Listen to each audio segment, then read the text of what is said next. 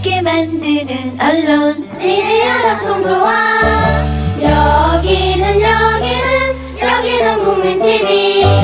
함께 만드는 언론 미디어 협동조합. 여기는 국민TV.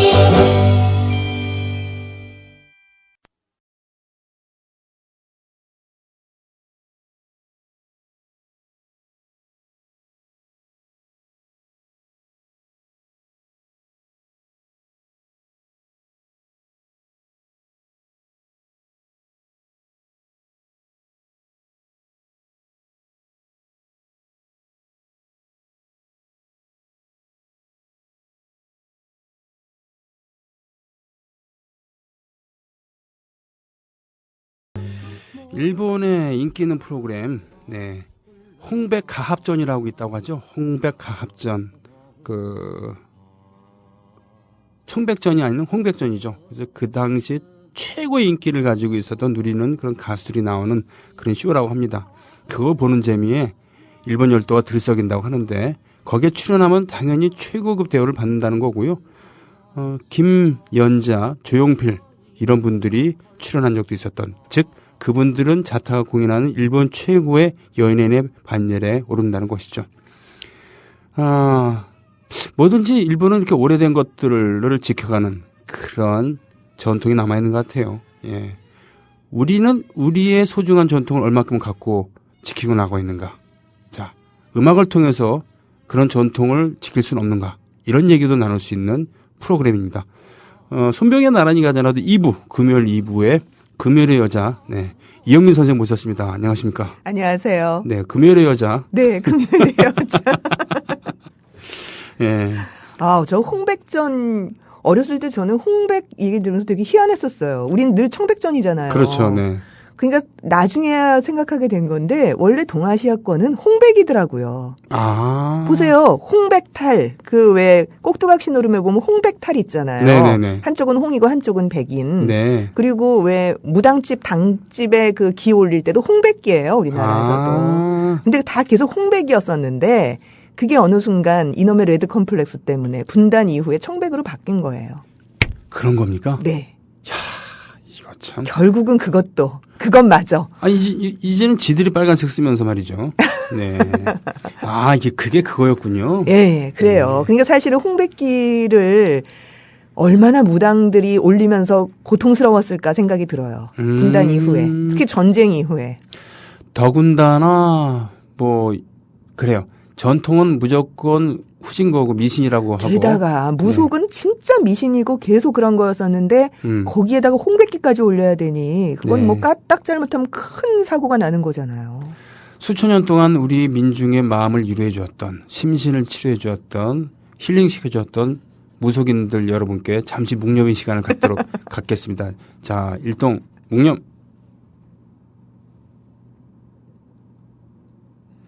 저 심각했어요. 무슨 나와서 죽는 줄 알았어요.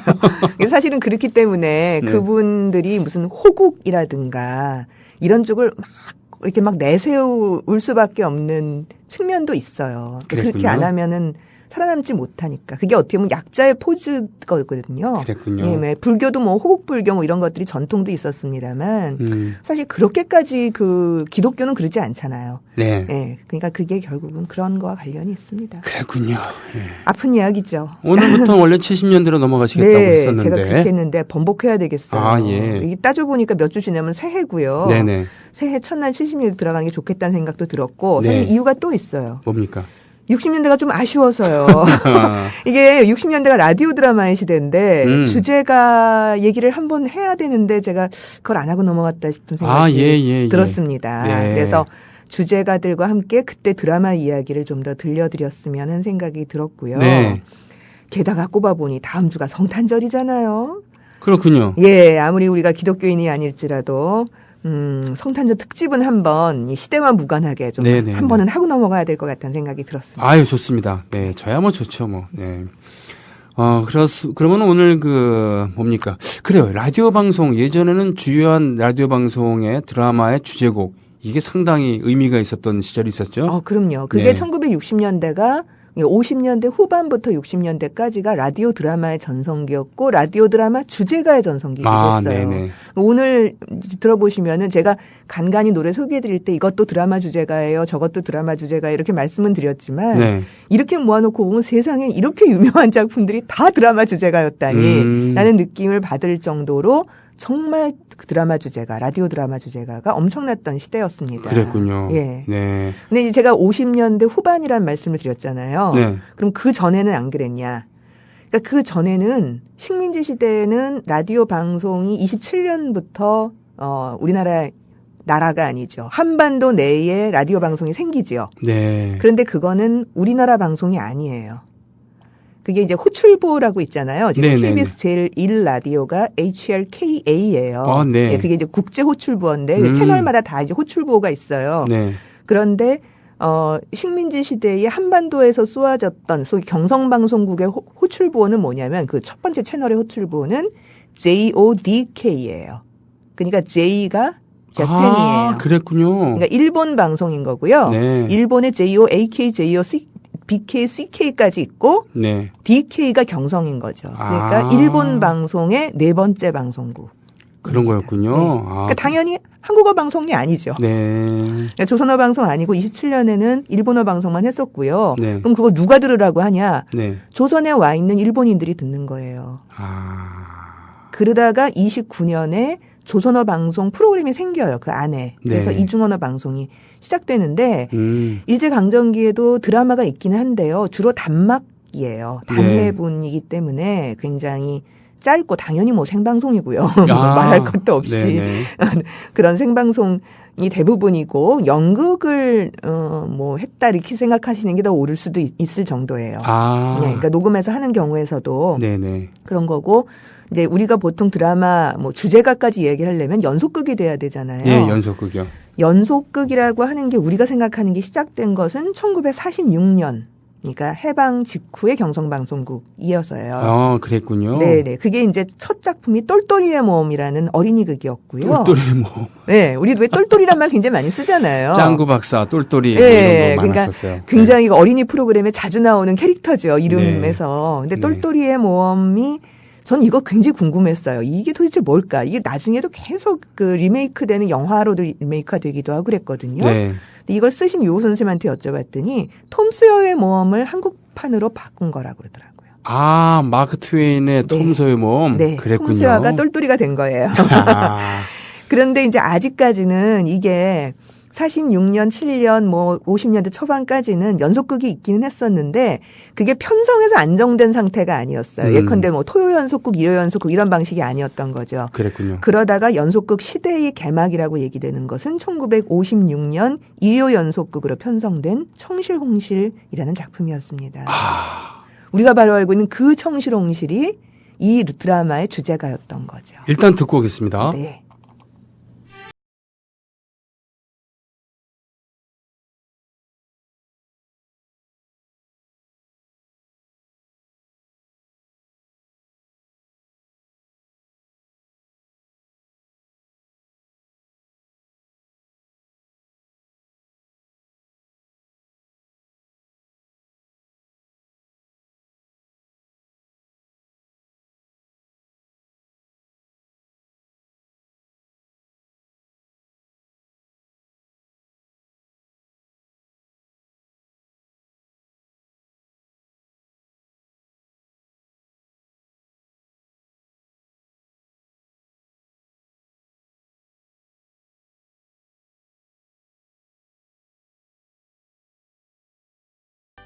아, 예. 참, 삼박자네요. 그렇죠? 그렇죠. 네. 나 하나의 사랑, 청실홍실 이게 55년, 56년에 나오면서 본격적으로 손석구의 시대가 열리는 거거든요. 네, 네. 송민도하고 목소리가 지금 안다성인지 아닌지 모르겠는데 원래 오리지널로 그 드라마에서 주제가를 불렀을 때는 안다성 네. 송민도 짝이었어요. 아, 그렇군요. 예, 네, 그 후에 뭐 현인 선생이 녹음하기도 하고 그랬는데 지금 이 남자 목소리는 현인은 분명히 아닌 것 아니고요. 같고 네. 안다성 치고서도 발음하는 방식이 좀 달라서 정확하게 잘 모르겠어요. 예. 그렇군요. 예. 어쨌든 이 1956년부터 이렇게 드라마가 시작될 수 있었던 것은 이건 전기 사정과도 관련이 있다 그래요. 전기 사정이요? 네. 예. 왜냐하면 분단이 되니까 네. 전기, 뭐 수력 발전 이런 게 다 북한에 있으니까 전력 사정이 굉장히 안 좋아졌거든요. 유역 변경식 수력 발전소인 그렇죠. 네. 예. 그러니까 수풍 발전소. 네, 수풍 발전소 우리 맨날 배우잖아요. 네네. 그런 게 하나도 안 되니까 아주 네. 전기가 엉망진창이었던 거예요. 그랬군요. 그런데 축음기라고 하는 건 전기가 필요 없지만 라디오는 당시에 전기가 필요했어요. 그렇죠. 네. 왜냐하면 축음기는 이게 태엽이니까 돌려서 가능한 거죠. 네네. 근데 우리는 지금 그럼 건전지 끼우면 되는데라고 생각하는데 이땐 트랜지스터가 아니었기 때문에 진공관은 어마어마하게 전기를 먹어요. 예, 굉장히 예. 커다란 지금으로 치면 그 텔레비전만 한 기구라고 생각하면 돼요. 그건 맞습니다. 네네. 그러니까 거기다 전기 코드를 꽂아야 되니까 전기가 안정되지 않으면 연속극이라는 게 아무 의미가 없어지죠. 그랬군요. 예, 내일 못 듣고 모레 못 듣고 막 이래 버리면 화내죠 사람들이. 네. 그래서 56년 즈음부터 그래도 뭐 중간에 정전이 많이 되기는 했습니다만 비교적 전기가 좀 나아지기 시작했고 그럼으로써 이게 가능해졌다. 이제 이런 기록을 그 작가이신 조남서 선생이 그 시절에 남겼더라고요. 그랬군요. 물론 뭐 그것만이 아니고 미국의 당시에 그 미국에서 굉장히 여러 가지 이유로 뭐 민간 쪽도 그렇고 한국의 지식인들을 데려다가 연수를 시키고 구경을 시켰거든요. 네. 근데 조남서 선생은 거기 가서 멜로드라마를 연속극으로 하는 것을 라디오 방송국이 있다는 사실을 듣고 이런 거를 해야 되겠구나 라고 마음을 먹고 이제 본격적인 멜로드라마를 시도하게 됐다. 이렇게 얘기가 됩니다. 그렇군요. 그 당시에 그 극작가 라디오 드라마의 양대산맥 작가인 조남사, 한운사. 예, 운이 잘 맞아요. 네. 이거 왜 그런가 그랬더니 한 선생이 자기가 사자를 붙였더니 조남 선생이 자기도 쓸래. 그리고 사자 붙였다고. 사자들의 행진이군요. 이거 맞는 얘기. 하여튼, 예. 한운사, 기타리스트 한상원 씨의 부친, 몇 년 전에 돌아가셨습니다. 네, 예. 그렇죠. 자, 그럼, 우리 얘기를 많이 나눴는데, 들어야 될 곡이 아직 많이 남았어요. 굉장히 많아요. 근데 그럼에도 불구하고 이 드라마 얘기를 하니까 드라마 얘기는 하긴 해야 되겠죠. 네, 네. 이거 삼각관계인데요. 아니죠. 사각관계예요. 사각관계요? 예. 그러니까 나기사라고 하는 어떤 화학회사의 기사가 있고요. 네. 이걸 장민호 선생이 당시에 성우로 장민호. 했었고, 네. 그다음에 이제 애자라는 여자 주인공이 있어요. 네. 전쟁 미망인이에요. 이게 이제 핵심이죠. 그 전쟁 이후에 굉장히 멜로드라마에 많이 나오는 캐릭터 중에 하나가 전쟁 미망인이에요. 예. 근데 이제 둘이 좋아하는데 여자 쪽에서 움츠러들 수밖에 없죠. 나는 과거가 있는 여자, 나는 이미 남편이 있었던 여자. 나기사는 당연히 총각 이렇게 되는 거예요. 요게 이제 한 명이 더 있죠. 이럴 때 나오는 악녀 스타일이 하나 있어야 될 거 아니에요. 그렇군요. 예, 전우파 여성 동숙이. 얘는 거침없이 자기 애정을 드러내는 여자. 네. 게다가 사장딸. 예. 아주 정말 똑같아요. 요즘하고 이런 구도는. 그렇군요. 그러니까 이제 둘이서 좋아하는데 직장에서 다시 만나게 됐는데 동숙이가 계속 방해를 놓고 그렇죠. 이제 애자를 불러다가 네가 자격이 있냐 이렇게 따져요. 네. 그러니까 이제 애자가 너무 충격을 받고서 사라지죠. 네. 근데 애자를 좋아하는 남자가 하나 더 있었어요. 고아원을 하고 있는 남자가. 네. 예. 근데 이제 결국은 그러다가 제대로 됩니다. 해피엔딩이에요. 네. 나기사하고 애자가 맺어지고요. 맺어지고. 그리고 이제 동숙이는 뭐 아버지 사업이 왕창 망하고 난리를 쳐가지고 지금 같으면 이렇게 촌스러운 결말을 안 맺는데 네. 동숙이하고 나머지 그 남자 하나 있잖아요. 네. 그 둘이 맺어지고 끝나요. 70년대 중반에 이거 TV 드라마로 나왔거든요. 예. 그때 남자는 김세윤이었고 그 여자는 바로 장미희 그리고 정윤이었을 겁니다. 네, 그렇죠. 예, 그래서 그거 같은 어렸을 때 장미가 애자고 정윤이가 동숙이죠. 그렇게 예. 되면은 구도가. 그렇죠. 엄청 인기 있었어요. 그럼요. 청실원 씨는 워낙 가지고 있는 상징성이 커요. 그렇기 때문에 그랬습니다. 자, 다음 곡으로 빨리 가야 돼요. 네, 이제 60년대 이제 본격적으로 들어가는데 지금까지 들으신 거는 50년대였고요. 네. 60년대 노래는 좀 독특합니다. 네. 한번 들어보세요. 봉봉사중창단이 부른 12냥짜리 인생이라는 작품인데 63년에 네. 김희창이라는 작가가 쓴 작품이었습니다. 들어보겠습니다.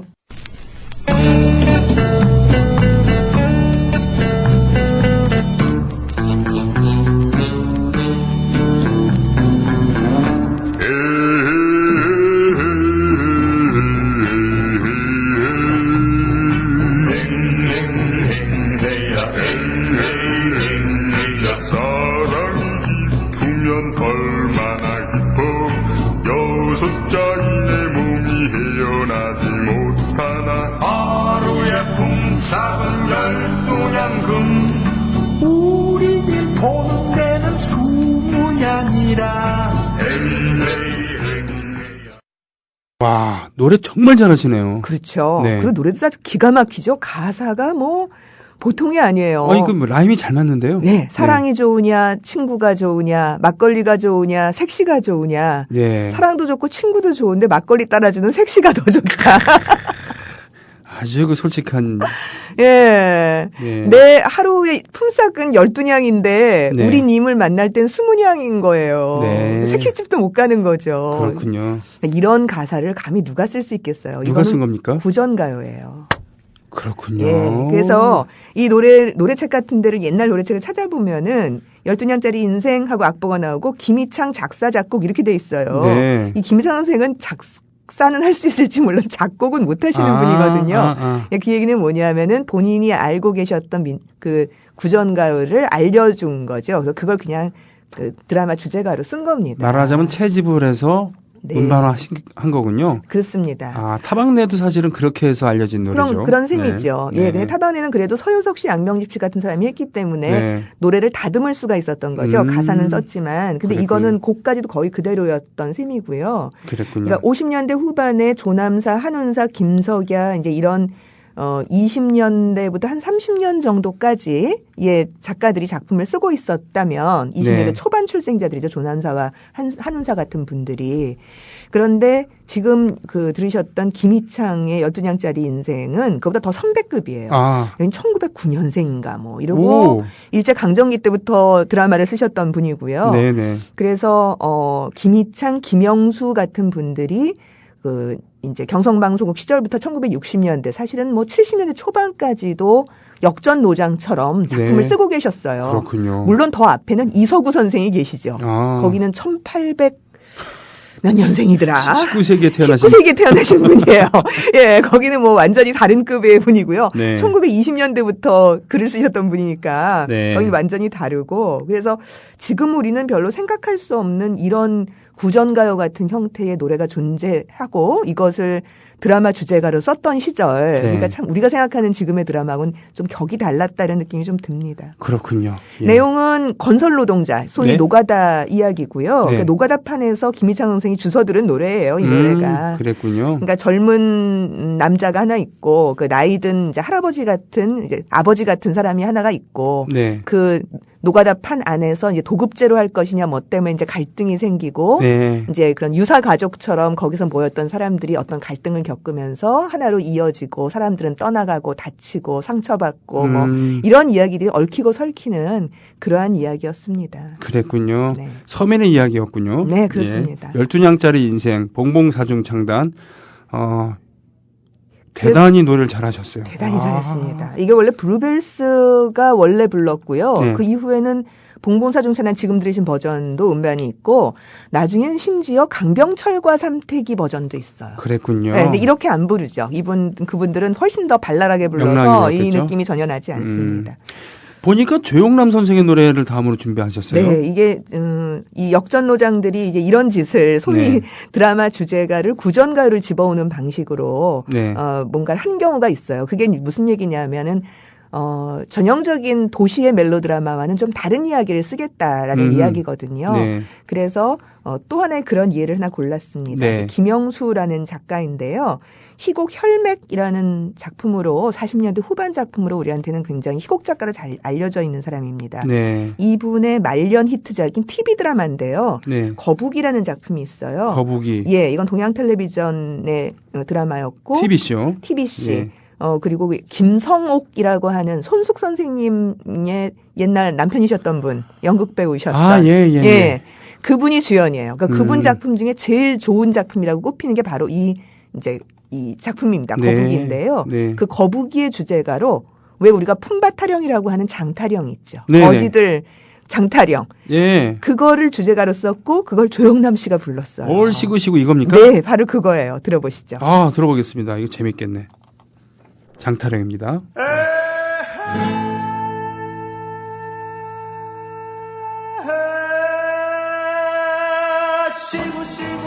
쉬고 들어간다.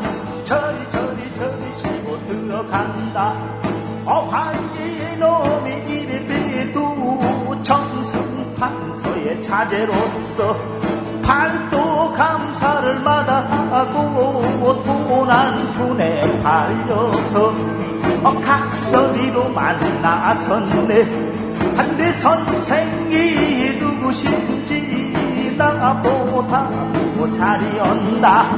일자나 한자나 들고나 봐. 일편단심 먹은 마음 죽으면 죽었지 어디.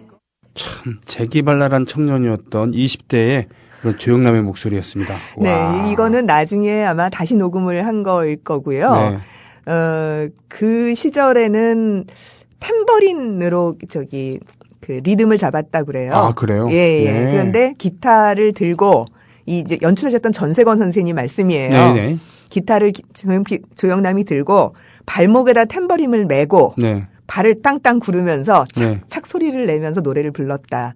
혼자서? 라고, 예, 혼자서. 야, 무슨 약장사도 아니고. 예. 그렇게도 녹음을 했다. 그렇게 알려주셨고요. 네. 저는 이제 이거를 뭐 녹음하는 현장에 있었던 건 아니니까 네. 이제 시청자로서 어렸을 때 1970년에 초등학교 다녔을 네, 때 네. 전 이거 되게 재밌게 봤어요. 아, 그래서 그랬군요. 그 오프닝 화면이 기억이 나요. 아. 근데 오프닝 화면이 어떻게 되어 있냐면요. 흑백 텔레비전이니까 네. 그 화투장 있죠. 네. 화투장이 쫙 깔려요. 네. 그리고 이 노래가 얼씨구씨구 들어간다 이렇게 나와요. 그랬군요. 네. 그러니까 그 화면이 너무 생생하게 기억이 나서 전세건 선생님도 만나갖고 그때 화투장 까시지 않았어요? 이렇게 여쭤봤어요. 오프닝 예. 화면에서. 그랬다고. 화투장 깔았고 왜냐하면 이 얘기가요. 식민지 시대의 청계천 수표교 아래 거렁뱅이 패들의 이야기예요. 아, 거지 패들 그랬군요. 얘기. 예. 거렁뱅이 패 우두머리가 거북이에요. 아, 네. 그리고 이제 그랬군요. 장례식에 상도꾼 노릇을 하면서 먹고 살아요. 네. 그런데 갑자기 이 수표교 아래로 굉장히 예쁜 아씨 하나가 와요. 네. 뱀을 한 마리 잡아달라고. 아, 네, 네. 이제 뱀을 구해야 되니까 네. 거렁뱅이한테 온 거예요. 네. 근데 그 장안에 황부자라고 아주 못돼 먹은 노인 부자가 있는데요. 예. 그 노인 부자의 젊은 첩이에요. 아이고, 그렇군요. 네, 이 젊은 첩이 이제 그 노인 부자는 김동원 선생이 맡았고 이 네. 첩은 당시에 최고의 그 TBC의 연기자였던 안은숙이라는 분이 맡았고요. 안인숙? 안은숙. 안은숙이요? 예, 네. 은숙이라는 분이 있었어요. 예, 예. 그리고 그 종이 윤여정이었어요. 그러니까 아씨 가십죠 이렇게 하고서 딱 나오는 거예요. 네. 이렇게 하면 나오는 양산에 딱 받쳐들고서 내려왔는데 이 여자를 처음 보는 순간 한눈에 반했어요. 거북이가. 아이고. 거렁뱅이 두두머리 이런. 네. 그러면서 이 여자를 위해서 모든 것을 다 바쳐요. 근데 이제 결국은 그 황부자의 젊은 첩이었던 이 아씨는 네. 아들의 애인이었어요. 아이고. 황부자가 맞으면 예. 아들 애인을 돈으로 자기 첩으로 삼아버린 거죠. 그리고 아주 정말 못살게 굴고 때리고 막 난리를 쳐요. 정말 나쁜 새끼네. 나쁘죠. 네. 근데 이제 아들은 독립운동에 관여를 하고 아이고, 있고 결국 네네. 이 아씨는 자기 옛날 애인을 위해서 독립운동을 막 도와줄 수밖에 없고 감춰주고 이런 일을 해야 되잖아요. 네. 근데 거북이는 다시 독립운동과 아무 상관이 없는데 이 젊은 마님을 위해서 그 아들을 돕게 돼요. 아이고. 그래서 결국은 일본 경찰의 탄압이 거렁뱅이들 패한테까지 미치게 되죠. 거기에 줄줄줄줄 거렁뱅이 패가 있는데요. 네. 그중에 맨 막내가 김세윤 씨였어요. 아이고. 정말 막내 신인이었고 바로 다음 해에 거의 같은 해에 아시라는 작품에서 주연 역할을 맡으면서 진짜 이제 중요하게 크게 되는 거죠. 그랬군요. 네, 굉장히 재밌는 작품이죠. 네, 그렇군요. 야, 이런 상도꾼이 뭐예요? 왜 상여 들고 다니는 사람 네. 있죠. 아, 예, 네. 그건 이제 아무나 안 하려고 하니까 특히 서울 시내에서는 가족밖에 없잖아요. 그렇군요. 뭐 공동체가 없으니까 그 일을 도로 장의사한테 맡기면 대충 상도꾼들을 모아서 해요. 그랬군요. 그러니까 거기에 일꾼으로 나서주는 거죠. 3D 업종. 네, 일종의. 그렇습니다. 그렇군요. 자, 다음 곡은 어떤 곡인가요? 네, 1960년대 라디오 드라마를 쓰면서 가장 사회성 높은 드라마를 주로 썼던 분이 한운사라는 작가였어요. 한운사. 예. 구름 운자에다가 역사할 때 사자. 네, 그렇죠. 원래 본명은 간남이었대요. 한간남? 네. 세상에. 근데 집에서 부르는 이름은 또 달랐대요. 아, 네. 그래서 왜 간남이 됐냐 그랬더니 네. 그 호적을 안 올리고 있었는데 그 왜 호적을 올리느라고 일본 사람들이 와가지고서 아 네. 쟤는 누구냐 이럴 거 아니에요. 네. 그러니까 당시 어른들이 아유 얘는 아무것도 아니 얘는 갓난이에요. 그런 거예요. 그러니까 그랬군요. 갓남 그냥 그렇게 써버린 거예요. 나중에 학교를 갈 때 보니까 자기 이름이 갓남이가 돼 있더래요. 그래서 막 정말 싫어했다는 거죠. 근데 어떻게 해요? 뭐 호적이 돼 있으니까. 그 나중에 이제 이름을 운사라는 바람의 역사인 셈이죠. 구름의 역사 야, 멋지네요. 구름의 역사 이렇게 한간남. 이름을 지었습니다. 하긴 박범신 선생도 원래는 신범이었대요.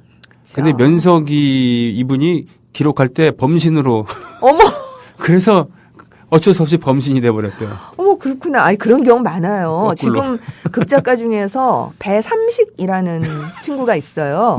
아 친구가 아니죠. 지금 동덕여대 문창과 교수니까 아, 그렇게 네네. 얘기하면 안 되죠. 그 배삼식 교수가 원래는 원식이었대요. 네. 근데 한자로 원자를 써갖고 아버지가 갔는데 네. 그걸 삼자로 읽은 거예요. 원자 그렇군요. 네, 그렇게 읽을 수 있죠. 이렇게 흘려 쓴 거라고 네네. 생각한 거죠. 삼자를. 그래서 삼으로 써가지고 오늘 날 보니까 제가 삼식이가 되어 있었다. 아 이런 일 참 많아요 옛날에는. 예, 아무튼요 저기 그렇습니다. 한운사 선생의 네네. 그 네. 한은서 선생이 쓴 작품 중에서 여러분들이 가장 많이 주제가로 기억하실 작품이 바로 누가 이 사람을 모르시나요 하는 바로 그 노래예요. 이 노래는 1964년에 라디오 드라마였던 남과 북의 주제가였었습니다. 일단 노래를 듣겠습니다. 누가 이 사람을 모르시나요? 들어보겠습니다.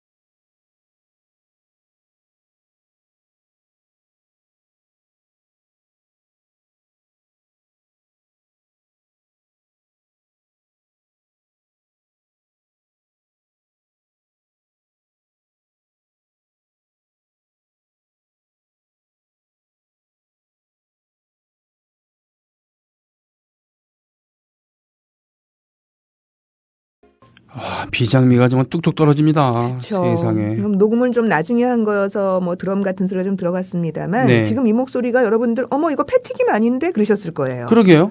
곽순옥입니다.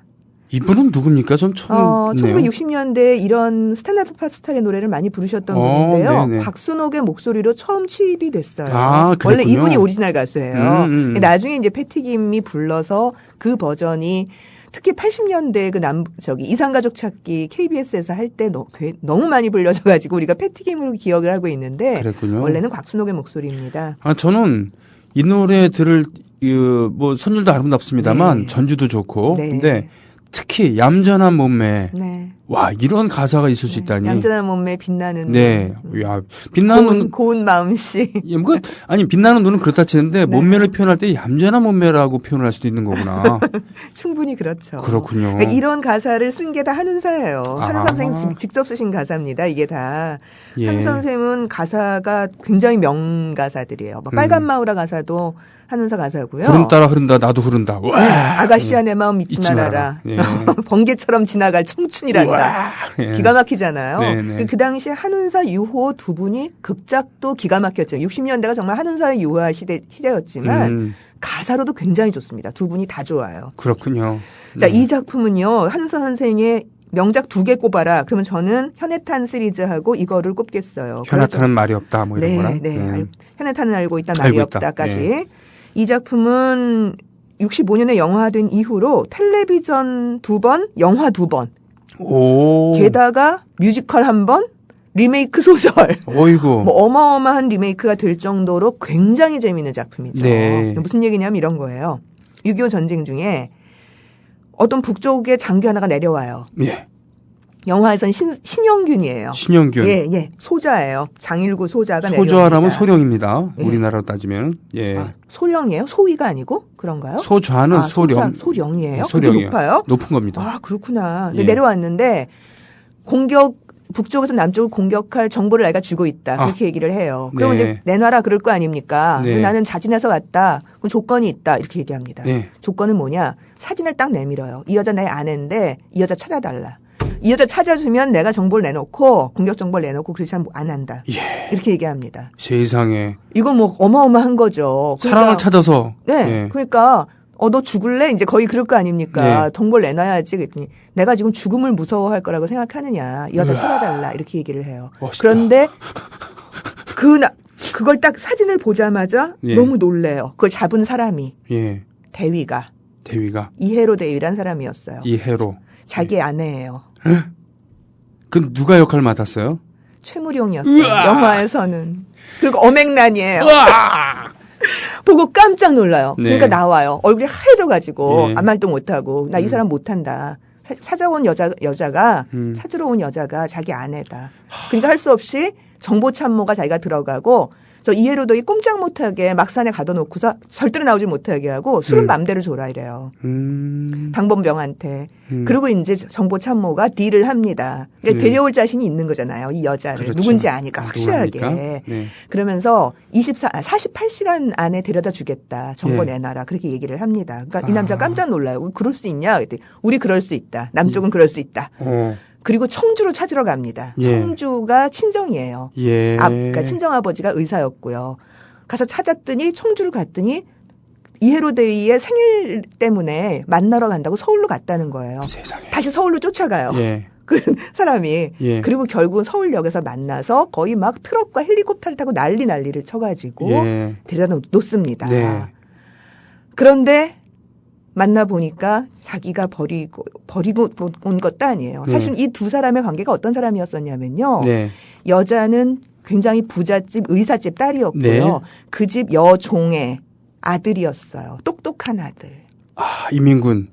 네, 인민군이가 예. 이제 일제 말기 때 그랬던 네네. 거죠. 예. 그러니까 학병을 나가게 생겼는데 이 남자가 도망쳤으니까 이 여자가 뒷바라지를 다 하면서 거기서 거의 아내가 되어버린 거죠. 그랬군요. 애인이자 아내였던 네네. 거예요. 그러니까 아가씨 하다가 애인이 되어버린 사이입니다. 그랬군요. 그러니까 어떻게 헤어집니까? 그런데 분단이 갈라놓은 거예요. 그리고 이 여자 뱃속에선 이미 아이가 있었어요. 네. 그리고 내려와서 아이를 낳았죠. 남자는 북쪽에 있는 거고요. 네. 그런데 그러면 새로운 남자를 어떻게 만나냐? 의사잖아요. 네. 상위 군인이 있었던 거예요. 그러니까 아. 이 여자가 너무 마음에 들어요. 나랑 결혼하자 그래요. 이해로 대위가. 네. 그러니까 이 여자가 그래요. 사실은 나는 남편이 뭐 결혼은 안 했지만 남편이 있는 거나 마찬가지고 아이도 있다. 네. 그러니까 이 사람은 찾으러 올 거다. 네. 나를 분명히 그럴 거다라고 얘기합니다. 그러니까 이 남자가 그래요. 당신이 그렇다면 그럴 수 있을지 모르지만 지금 상황이 그럴 수 없다. 당신 계속 혼자서 아이 데리고 살 거냐. 그 아이도 내 아이로 키우겠다. 와. 만약에 그 남자가 찾으러 내려오면 당신을 다시 보내주겠다. 아니. 그러니까 나랑 결혼하자. 그렇게 얘기해요. 그건 정말 사랑한다는 얘기잖아요. 그렇군요. 그러니까 결혼을 합니다. 이 여자가. 그랬군요. 그리고 다시 뱃속엔 또 다른 아이가 들어있어요. 예. 그 상황에서 지금 두 남자가 앞에 있는 거예요. 미치겠다. 기가 막힌 멜로드라마죠. 네. 정말 센 드라마죠. 이거 마지막에 어떻게 됐겠어요?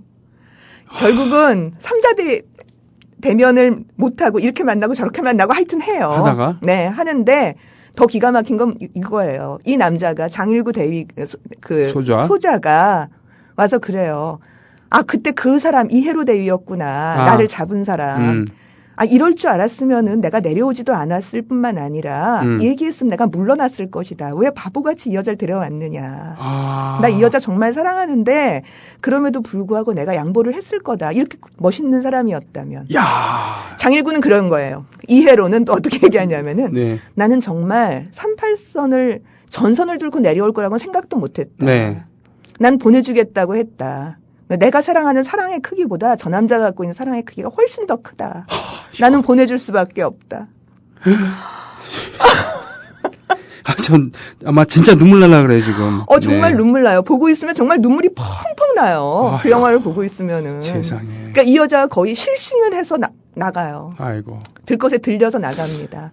그런데 북쪽에서 이제 쳐들어와요. 아. 이제 하나가 남은 거잖아요. 얘기 하나가. 북쪽에 쳐들어오는데 네. 이해로 대위가 내가 나가겠다 그래요. 거의 죽을 각오를 한 거죠. 이 여자는 장일구한테 맡기고 자기가 죽겠다고 생각을 한 거예요. 최전선으로 나가겠다. 네. 예. 자기가 총 들고 나가겠다. 네. 그리고 나가서 거기서 죽어요. 아유. 그러니까 장일구가 이런 나쁜 놈, 죽일 놈들 그러면서 총을 들고 네. 나갑니다. 이거 다 죽여버릴 거야 그러면서. 막 거의 실신한 상태처럼 돼가지고 광분하면서 나가요. 근데 이건 더 큰 문제죠. 만약 그쪽이 잡히면 큰일 나는 거 아니에요. 그렇죠. 그러니까 정보참모가 쏴 죽여요. 냉정하군요. 어쩔 수 없죠. 네. 그리고 정보참모가 마지막에 그래요. 내가 잘못했다. 내가 이 사람을 데려오는 것이 아니었는데 내가 잘못했다. 그리고 위에 보고해라. 장일구 소자 발광 끝에 자살.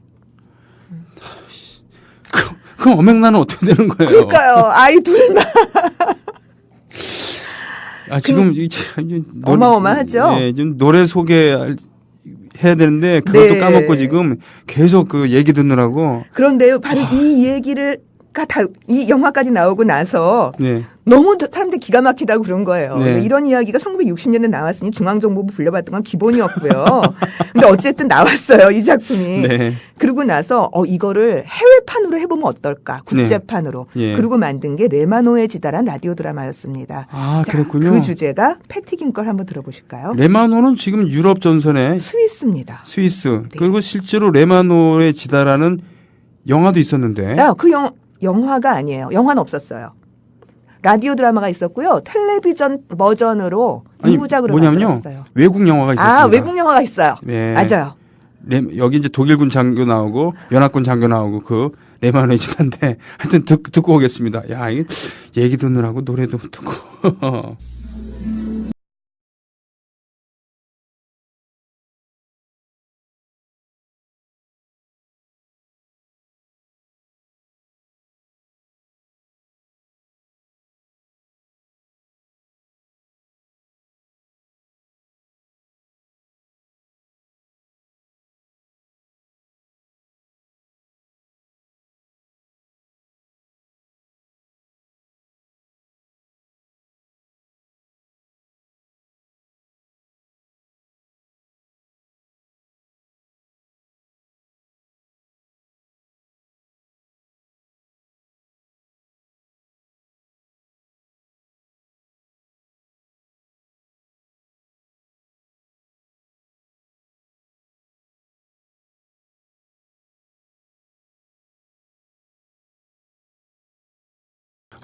박준석 선생 멋지네요. 정말. 아까 그 남과 북도 박춘석 작곡이에요. 둘 다 박춘석입니다. 이분은 정말 트로트에도 특별한 재능이 있었지만 정말 우아하신 분이군요. 선율을 참 잘 만들죠. 네, 예. 네. 와. 기가 막혀요. 그랬군요. 제가 레마노에 지다가 남과 북의 그 해외 버전입니다. 버전. 국제 버전을 말씀드렸는데 네. 내용은 이런 거예요. 68년 라디오 드라마거든요. 68년. 네. 스위스에 이제 대한민국의 외교관이 된 젊은 외교관이 스위스로 가요. 네. 불어권이니까 불어를 배워야 되잖아요. 네. 그 대학에 교실에 딱 들어갔는데 거기서 옛날 애인을 만났어요. 북쪽의 외교관으로 와서 불어 배우러 왔어요. 세상에. 이건 남과 북보다 더 골치 아파요. 네.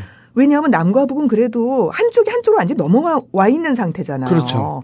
근데 이건 중립국에서 만난 거예요. 네. 애인이. 아이고. 근데 딱 처음에 알아봤죠. 그런데 어서 말을 못 하잖아요. 그렇죠. 그러니까 이제 수업이 딱 끝나고 나오면서 그 여자가 그래요.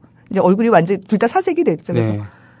어머님 안녕하세요. 이렇게 얘기를 합니다. 네. 그러니까 이게 참 옛날 스타일의 인사인데요. 네.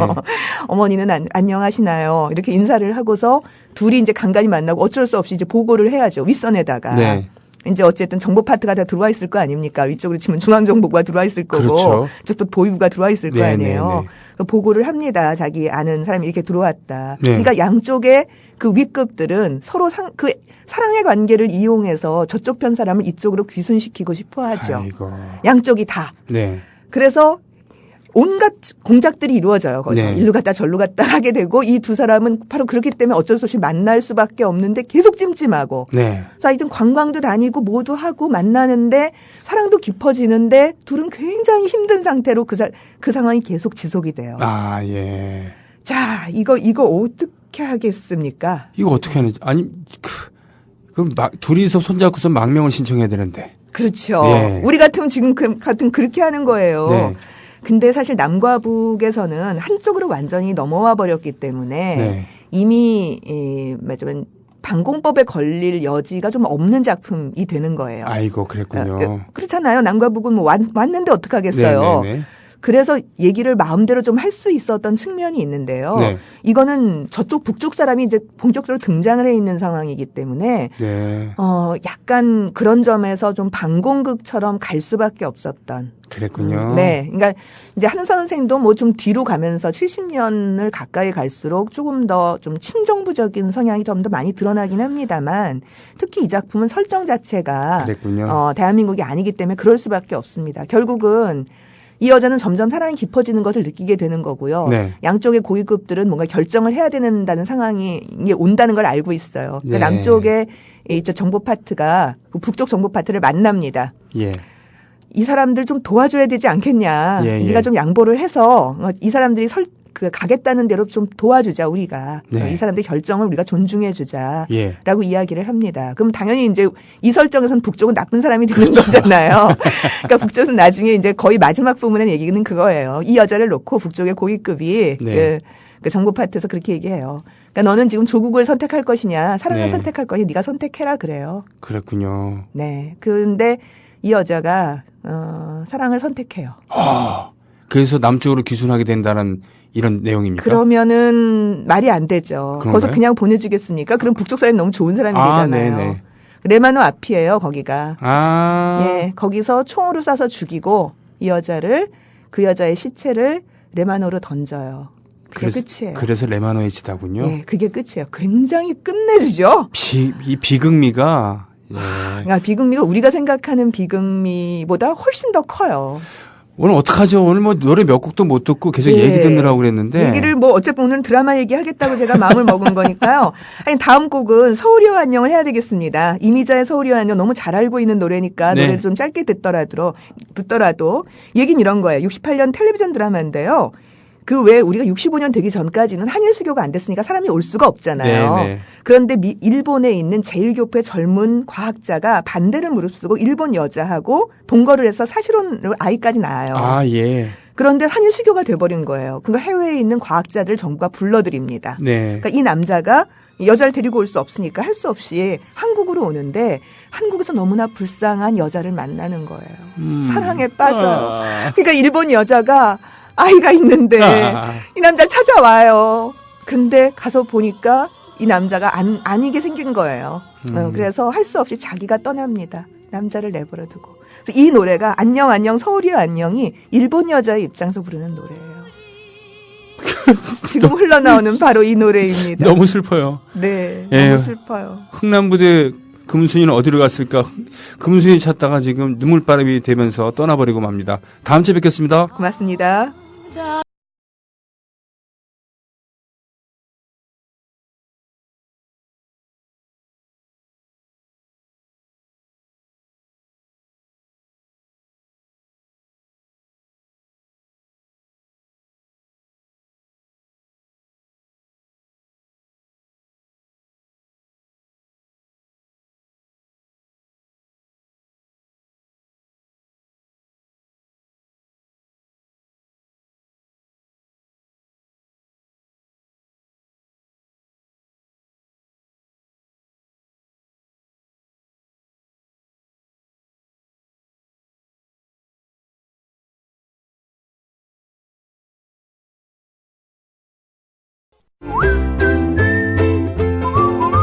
국민라디오 팟캐스트 응원하는 가장 쉬운 방법 아시나요?